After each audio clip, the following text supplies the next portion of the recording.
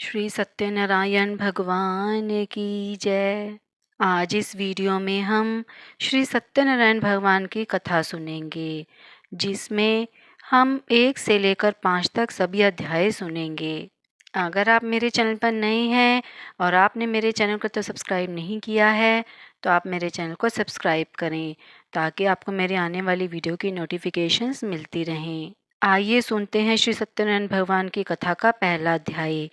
एक समय की बात है, नैमिषारण्य तीर्थ में शौनक आदि 88,000 ऋषियों ने श्री सूत जी से पूछा, हे प्रभु, इस कलयुग में वेद विद्या रहित मनुष्यों को प्रभु भक्ति किस प्रकार मिल सकती है तथा उनका उद्धार कैसे होगा। हे मुनि श्रेष्ठ, कोई ऐसा तप बताइए जिससे थोड़े समय में ही पुण्य मिले और मनवांछित फल भी मिल जाए। इस प्रकार की कथा सुनने की हम इच्छा रखते हैं। सर्वशास्त्रों के ज्ञाता सूत जी बोले, हे वैष्णवों में पूज्य, आप सभी ने प्राणियों के हित की बात पूछी है, इसलिए मैं एक ऐसे श्रेष्ठ व्रत को आप लोगों को बताऊंगा जिसे नारद जी ने लक्ष्मी नारायण जी से पूछा था और लक्ष्मीपति ने मुनि श्रेष्ठ नारद जी से कहा था। आप सब इसे ध्यान से सुनिए। एक समय की बात है, योगी राज नारद जी दूसरों के हित की इच्छा लिए अनेकों लोकों में घूमते हुए मृत्यु लोक में आ पहुँचे। यहाँ उन्होंने अनेक योनियों में जन्मे प्राय सभी मनुष्यों को अपने कर्मों द्वारा अनेकों दुखों से पीड़ित देखा। उनका दुख देख नारद जी सोचने लगे कि कैसा यत्न किया जाए जिसके करने से निश्चित रूप से मानव के दुखों का अंत हो जाए। इसी विचार पर मनन करते हुए वह विष्णु लोक में गए। वहाँ वह देवों के देव ईश नारायण की स्तुति करने लगे, जिनके हाथों में शंख, चक्र, गदा और पद्य थे। गले में वरमाला पहने हुए थे। स्तुति करते हुए नारद जी बोले, हे भगवान, आप अत्यंत शक्ति से संपन्न हैं। मन तथा वाणी भी आपको नहीं पा सकती है। आपका आदि, मध्य तथा अंत नहीं है। निर्गुण स्वरूप सृष्टि के कारण भक्तों के दुख को दूर करने वाले हैं। आपको मेरा नमस्कार है।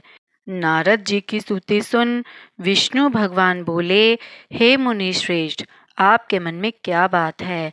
आप किस काम के लिए पधारे हैं? उसे निसंकोच कहो। इस पर नारद मुनि बोले कि मृत्यु लोक में अनेक योनियों में जन्मे मनुष्य अपने कर्मों के द्वारा अनेकों दुख से दुखी हो रहे हैं। हे नाथ, आप मुझ पर दया रखते हैं तो बताइए कि वो मनुष्य थोड़े प्रयास से ही अपने दुखों से कैसे छुटकारा पा सकते हैं। श्री हरि बोले, हे नारद, मनुष्यों की भलाई के लिए तुमने बहुत अच्छी बात पूछी है। जिसके करने से मनुष्य मोह से छूट जाता है, वह बात मैं कहता हूँ, उसे सुनो। स्वर्गलोक व मृत्यु लोक दोनों में एक दुर्लभ उत्तम व्रत है जो पुण्य देने वाला है। आज प्रेमवश होकर मैं उसे तुमसे कहता हूँ। श्री सत्यनारायण भगवान का यह व्रत अच्छी तरह विधान पूर्वक करके मनुष्य तुरंत ही यहाँ सुख भोग कर मरने पर मोक्ष को प्राप्त होता है। श्री हरि के वचन सुन नारद जी बोले कि उस व्रत का फल क्या है और उसका विधान क्या है। यह व्रत किसने किया था? इस व्रत को किस दिन करना चाहिए? सभी कुछ विस्तार से बताएं। नारद की बात सुनकर श्री हरि बोले, दुख व शोक को दूर करने वाला, यह सभी स्थानों पर विजय दिलाने वाला है। मानव को भक्ति व श्रद्धा के साथ शाम को श्री सत्यनारायण की पूजा धर्म परायण होकर ब्राह्मणों व बंधुओं के साथ करनी चाहिए। भक्ति भाव से ही नैवेद्य, केले का फल, घी, दूध और गेहूं का आटा सवाया ले। गेहूं के स्थान पर साठी का आटा, शक्कर तथा गुड़ लेकर वह सभी भक्षण योग्य पदार्थों को मिलाकर भगवान का भोग लगाएं। ब्राह्मणों सहित बंधु बांधवों को भी भोजन कराएं। उसके बाद स्वयं भोजन करें। भजन कीर्तन के साथ भगवान की भक्ति में लीन हो जाएं। इस तरह से सत्यनारायण भगवान का यह व्रत करने पर मनुष्य की सारी इच्छाएं निश्चित रूप से पूरी होती हैं। इस कलिकाल अर्थात कलयुग में मृत्यु लोक में मोक्ष का यही एक सरल उपाय बताया गया है। इति श्री सत्यनारायण व्रत कथा का प्रथम अध्याय संपूर्ण हुआ। दूसरा अध्याय। सूत जी बोले, हे ऋषियों, जिसने पहले समय में इस व्रत को किया था उसका इतिहास कहता हूँ, ध्यान से सुनो। सुंदर काशीपुरी नगरी में एक अत्यंत निर्धन ब्राह्मण रहता था। भूख प्यास से परेशान वह धरती पर घूमता रहता था। ब्राह्मणों से प्रेम करने वाले भगवान ने एक दिन ब्राह्मण का वेश धारण करके उसके पास जाकर पूछा, हे विप्र, नित्य दुखी होकर तुम पृथ्वी पर क्यों घूमते हो? दीन ब्राह्मण बोला, मैं निर्धन ब्राह्मण हूँ, भिक्षा के लिए धरती पर घूमता हूँ। हे भगवान, यदि आप इसका कोई उपाय जानते हो तो बताइए। वृद्ध ब्राह्मण कहता है कि सत्यनारायण भगवान मनोवांछित फल देने वाले हैं, इसलिए तुम उनका पूजन करो। इसे करने से मनुष्य सभी दुखों से मुक्त हो जाता है। वृद्ध ब्राह्मण बनकर आए सत्यनारायण भगवान उस निर्धन ब्राह्मण को व्रत का सारा विधान बताकर अंतर ध्यान हो गए। ब्राह्मण मन ही मन सोचने लगा कि जिस व्रत को वृद्ध ब्राह्मण करने को कह गया है, मैं उसे जरूर करूँगा। यह निश्चय करने के बाद उसे रात में नींद नहीं आई। वह सवेरे उठकर सत्यनारायण भगवान के व्रत का निश्चय कर भिक्षा के लिए चला गया। उस दिन निर्धन ब्राह्मण को भिक्षा में बहुत धन मिला, जिससे उसने बंधु बांधवों के साथ मिलकर श्री सत्यनारायण भगवान का व्रत संपन्न किया। भगवान सत्यनारायण का व्रत संपन्न करने के बाद वह निर्धन ब्राह्मण सभी दुखों से छूट गया और अनेक प्रकार की संपत्तियों से युक्त हो गया। उसी समय यह ब्राह्मण हर माह इस व्रत को करने लगा। इस तरह से सत्यनारायण भगवान के व्रत को जो मनुष्य करेगा वह सभी प्रकार के पापों से छूटकर मोक्ष को प्राप्त होगा। जो मनुष्य इस व्रत को करेगा वह भी सब दुखों से मुक्त हो जाएगा। सूत जी बोले कि इस तरह से नारद जी से नारायण जी का कहा हुआ श्री सत्यनारायण व्रत को मैंने तुमसे कहा। हे विप्रों, अब मैं और क्या कहूँ? ऋषि बोले, हे मुनिवर, संसार में उस विप्र से सुनकर और किस किस ने इस व्रत को किया, हम सब इस बात को सुनना चाहते हैं। इसके लिए हमारे मन में श्रद्धा का भाव है। सूत जी बोले, हे मुनियों, जिस जिसने इस व्रत को किया है वह सब सुनो। एक समय वही विप्र धन व ऐश्वर्य के अनुसार अपने बंधु बांधवों के साथ इस व्रत को करने को तैयार हुआ। उसी समय एक लकड़ी बेचने वाला बूढ़ा आदमी आया और लकड़ियां बाहर रखकर अंदर ब्राह्मण के घर में गया। प्यास से दुखी वह लकड़हारा उनको व्रत करते देख विप्र को नमस्कार करके पूछने लगा कि आप यह क्या कर रहे हैं तथा इसे करने से क्या फल मिलेगा, कृपया मुझे भी बताएं। ब्राह्मण ने कहा कि सब मनोकामनाओं को पूरा करने वाला यह सत्यनारायण भगवान का व्रत है। इनकी कृपा से ही मेरे घर में धन धान्य आदि की वृद्धि हुई है। विप्र से सत्यनारायण व्रत के बारे में जानकर लकड़हारा बहुत प्रसन्न हुआ। चरणामृत लेकर और प्रसाद खाने के बाद वह अपने घर गया। लकड़हारे ने अपने मन में संकल्प किया कि आज लकड़ी बेचने से जो धन मिलेगा उसी से श्री सत्यनारायण भगवान का उत्तम व्रत करूंगा। मन में इस विचार को लेकर बूढ़ा आदमी सिर पर लकड़ियां रखकर उस नगर में बेचने गया जहां धनी लोग ज्यादा रहते थे। उस नगर में उसे अपनी लकड़ियों का दाम पहले से 4 गुना अधिक मिला। बूढ़ा प्रसन्नता के साथ दाम ले केले, शक्कर, घी, दूध, दही और गेहूं का आटा लेकर और सत्यनारायण भगवान के व्रत की अन्य सामग्रियां लेकर अपने घर गया। वहां उसने अपने बंधु बांधवों को बुलाकर विधि विधान से श्री सत्यनारायण भगवान का पूजन और व्रत किया। इस व्रत के प्रभाव से वह बूढ़ा लकड़हारा धन पुत्र आदि से युक्त होकर संसार के समस्त सुख भोग कर अंतकाल में बैकुंठ धाम को चला गया। इति श्री सत्यनारायण व्रत कथा का द्वितीय अध्याय संपूर्ण हुआ। श्री सत्यनारायण व्रत कथा का तीसरा अध्याय। सूत जी बोले, हे श्रेष्ठ मुनियों, अब आगे की कथा कहता हूँ। पहले समय में उल्कामुख नाम का एक बुद्धिमान राजा था। वह सत्यवक्ता और जितेंद्रिय था। प्रतिदिन देव स्थानों पर जाता और निर्धनों को धन देकर उनके कष्ट दूर करता था। उसकी पत्नी कमल के समान मुख वाली तथा सती साध्वी थी। भद्रशिला नदी के तट पर उन दोनों ने श्री सत्यनारायण भगवान का व्रत किया। उसी समय साधु नाम का एक वैश्य आया। उसके पास व्यापार करने के लिए बहुत सा धन भी था। राजा को व्रत करते देख वह विनय के साथ पूछने लगा, हे राजन, भक्ति भाव से पूर्ण होकर आप यह क्या कर रहे हैं? मैं सुनने की इच्छा रखता हूँ, तो आप मुझे बताइए। राजा बोला, हे साधु, अपने बंधु बांधवों के साथ पुत्र आदि की प्राप्ति के लिए एक महाशक्तिमान श्री सत्यनारायण भगवान का व्रत व पूजन कर रहा हूँ। राजा के वचन सुन साधु आदर से बोला, हे राजन, मुझे इस व्रत का सारा विधान कहिए। आपके कथनानुसार मैं भी इस व्रत को करूँगा। मेरी भी संतान नहीं है और इस व्रत को करने से निश्चित रूप से मुझे संतान की प्राप्ति होगी। राजा से व्रत का सारा विधान सुन व्यापार से निवृत्त हो वह अपने घर गया। साधु वैश्य ने अपनी पत्नी को संतान देने वाले इस व्रत का वर्णन कह सुनाया और कहा कि जब मेरी संतान होगी तब मैं इस व्रत को करूँगा। साधु ने इस तरह के वचन अपनी पत्नी लीलावती से कहे। एक दिन लीलावती पति के साथ आनंदित हो सांसारिक धर्म में प्रवृत्त होकर सत्यनारायण भगवान की कृपा से गर्भवती हो गई। 10वें महीने में उसके गर्भ से एक सुंदर कन्या ने जन्म लिया। दिनों दिन वह ऐसे बढ़ने लगी जैसे कि शुक्ल पक्ष का चंद्रमा बढ़ता है। माता पिता ने अपनी कन्या का नाम कलावती रखा। एक दिन लीलावती ने मीठे शब्दों में अपने पति को याद दिलाया कि आपने सत्यनारायण भगवान के जिस व्रत को करने का संकल्प किया था उसे करने का समय आ गया है। आप इस व्रत को करिए। साधु बोला कि हे प्रिय, इस व्रत को मैं अपनी पुत्री के विवाह पर करूँगा।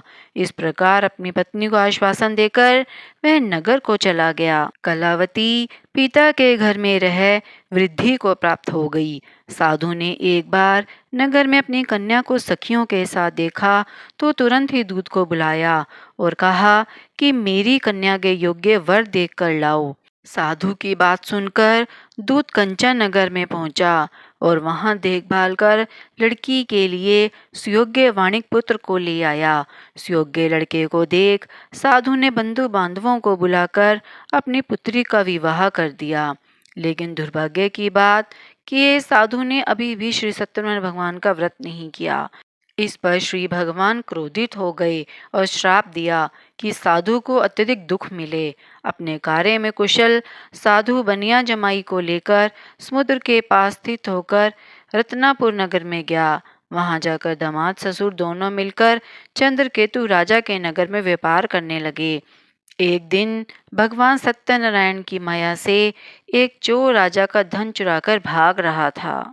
उसने राजा के सिपाहियों को अपना पीछा करते देख चुराया हुआ धन वहां रख दिया जहां साधु अपने जमाई के साथ ठहरा हुआ था। राजा के सिपाहियों ने साधु वैश्य के पास राजा का धन पड़ा देखा तो वह ससुर जमाई दोनों को बांधकर प्रसन्नता से राजा के पास ले गए और कहा कि उन दोनों चोरों को हम पकड़ लाए हैं, आप आगे की कार्यवाही की आज्ञा दें। राजा की आज्ञा से उन दोनों को कठिन कारावास में डाल दिया गया और उनका सारा धन भी उनसे छीन लिया। श्री सत्यनारायण भगवान के श्राप से साधु की पत्नी भी बहुत दुखी हुई। घर में जो धन रखा था उसे चोर चुरा कर ले गए। शारीरिक तथा मानसिक पीड़ा व भूख प्यास से अति दुखी हो अन्न की चिंता में कलावती एक ब्राह्मण के घर गई। वहां उसने श्री सत्यनारायण भगवान का व्रत होते देखा। फिर कथा भी सुनी। वह प्रसाद ग्रहण कर रात को वापिस आ गई। माता ने कलावती से पूछा कि हे पुत्री, अब तक तुम कहाँ थी? तेरे मन में क्या है? कलावती ने अपनी माता से कहा, हे माता, मैंने एक ब्राह्मण के घर में श्री सत्यनारायण भगवान का व्रत देखा है। कन्या के वचन सुन लीलावती भगवान के पूजन की तैयारी करने लगी। लीलावती ने परिवार और बंधुओं सहित सत्यनारायण भगवान का पूजन किया और उनसे वर मांगा कि मेरे पति तथा जमाई शीघ्र घर आ जाएं। साथ ही यह भी प्रार्थना की कि हम सबका अपराध क्षमा करें। श्री सत्यनारायण भगवान इस व्रत से संतुष्ट हो गए और राजा चंद्रकेतु को सपने में दर्शन देकर कहा कि हे राजन, तुम उन दोनों वैश्यों को छोड़ दो और तुमने उनका जो धन लिया है उसे वापस कर दो। अगर ऐसा नहीं किया तो मैं तुम्हारा धन, राज्य और संतान सभी को नष्ट कर दूंगा।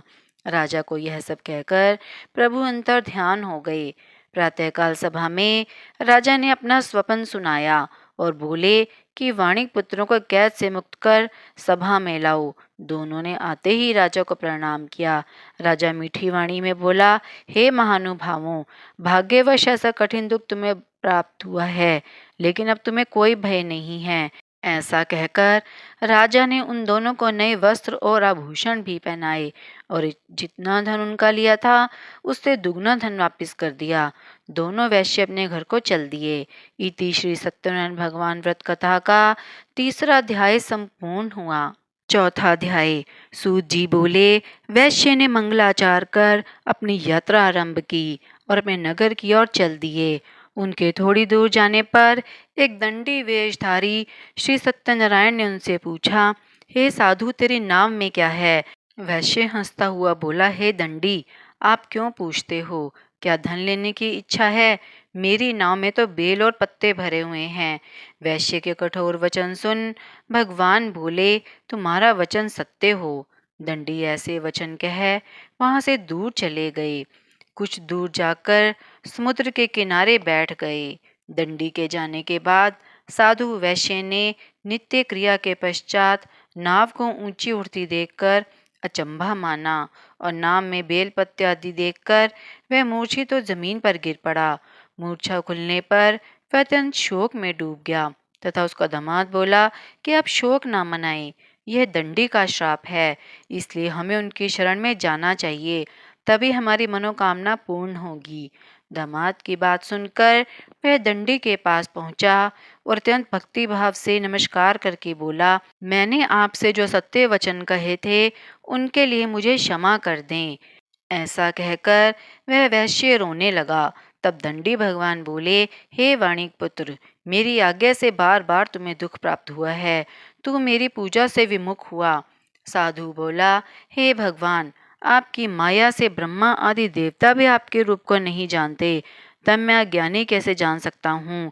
आप प्रसन्न होइए, अब मैं सामर्थ्यानुसार पूजा करूँगा, मेरी रक्षा करो और पहले के समान नौका में धन भर दो। साधु वैश्य के भक्तिपूर्वक वचन सुनकर भगवान प्रसन्न हो गए और इसकी इच्छा अनुसार वरदान देकर अंतर ध्यान हो गए। ससुर जमाई जब नाव पर आए तो नाव धन से भरी हुई थी।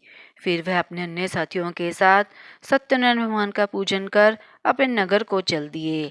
जब नगर के नजदीक पहुंचे तो दूत को घर पर खबर करने के लिए भेज दिया। दूत साधु की पत्नी को प्रणाम कर कहता है कि मालिक अपने दामाद सहित नगर के निकट आ गए हैं।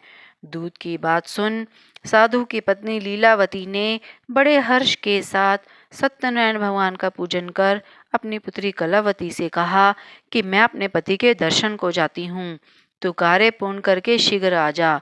माता के ऐसे वचन सुन कलावती जल्दी में प्रसाद छोड़कर अपने पति के पास चली गई। प्रसाद की अवज्ञा के कारण श्री सत्यनारायण भगवान रुष्ट हो गए और नाव सहित उसके पति को पानी में डुबो दिया। कलावती अपने पति को वहां न पाकर रोती हुई जमीन पर गिर गई। नौका को डूबा हुआ देख और कन्या को रोता देख साधु दुखी होकर बोला कि हे प्रभु, मुझसे तथा मेरे परिवार से जो भूल हुई है उसे क्षमा करें। साधु के दीन वचन सुनकर श्री सत्यनारायण भगवान प्रसन्न हो गए और आकाशवाणी हुई, हे साधु, तेरी कन्या मेरे प्रसाद को छोड़कर आई है, इसलिए उसका पति अदृश्य हो गया है। यदि वह घर जाकर प्रसाद खाकर लौटती है तो इससे इसका पति अवश्य मिलेगा। ऐसी आकाशवाणी सुन कलावती घर पहुंचकर प्रसाद खाती है और फिर आकर अपने पति के दर्शन करती है। उसके बाद साधु अपने बंधु बांधवों सहित श्री सत्यनारायण भगवान का विधि विधान से पूजन करता है और इस लोक का सुख भोग कर वह अंत में स्वर्ग को जाता है। इति श्री सत्यनारायण भगवान व्रत कथा का चौथा अध्याय संपूर्ण हुआ। पांचवा अध्याय। सूत जी बोले, हे ऋषियों, मैं और भी एक कथा सुनाता हूँ, उसे भी ध्यान पूर्वक सुनो। प्रजा पालन में लीन तुंगध्वज नाम का एक राजा था। उसने भी भगवान का प्रसाद त्याग कर बहुत ही दुख सहन किया। एक बार वन में जाकर वन्य पशुओं को मारकर वह बड़ के पेड़ के नीचे आया वहाँ उसने ग्वालों को भक्ति भाव से अपने बंधुओं सहित सत्यनारायण भगवान का पूजन करते देखा। अभिमानवश राजा उन्हें देखकर भी पूजा स्थान में नहीं गया और ना ही उसने भगवान को नमस्कार किया। ग्वालों ने राजा को प्रसाद दिया, लेकिन उसने वह प्रसाद नहीं खाया और प्रसाद को वहीं छोड़कर अपने नगर को चला गया। जब वह नगर में पहुंचा तो वहां सब कुछ तहस नहस हुआ पाया, तो वह शीघ्र ही समझ गया कि यह सब भगवान ने ही किया है। वह दोबारा ग्वालों के पास पहुंचा और विधि पूर्वक पूजा करके प्रसाद खाया, तो सत्यनारायण भगवान की कृपा से सब कुछ पहले जैसा हो गया। दीर्घ काल तक सुख भोगने के बाद मरणोपरांत उसे स्वर्गलोक की प्राप्ति हुई। जो मनुष्य परम दुर्लभ इस व्रत को करेगा, तो भगवान सत्यनारायण की अनुकंपा से उसे धन धान्य की प्राप्ति होगी। निर्धन धनी हो जाता है और भय मुक्त हो जीवन जीता है। संतानहीन मनुष्यों को संतान सुख मिलता है और सारे मनोरथ पूर्ण होने पर मानव अंत काल में बैकुंठ धाम को जाता है। सूत जी बोले, जिन्होंने पहले इस व्रत को किया है, अब उनके दूसरे जन्म की कथा कहता हूँ। वृद्ध शतानंद ब्राह्मण ने सुदामा का जन्म लेकर मोक्ष की प्राप्ति की। लक्कड़हारे ने अगले जन्म में निषाद बनकर मोक्ष को प्राप्त किया। उल्कामुख नाम का राजा दशरथ होकर बैकुंठ को गए। साधु नाम के वैश्य ने मोर ध्वज बनकर अपने पुत्र को आरे से चीरकर मोक्ष पाया। महाराज तुंगध्वज ने स्वयंभू होकर भगवान में भक्ति युक्त हो कर्म कर मोक्ष पाया। इति श्री सत्यनारायण व्रत कथा का 5वां अध्याय संपूर्ण हुआ। अगर आपको मेरी वीडियो पसंद आई हो तो आप मेरी वीडियो को ज़्यादा से ज़्यादा लाइक और शेयर करें।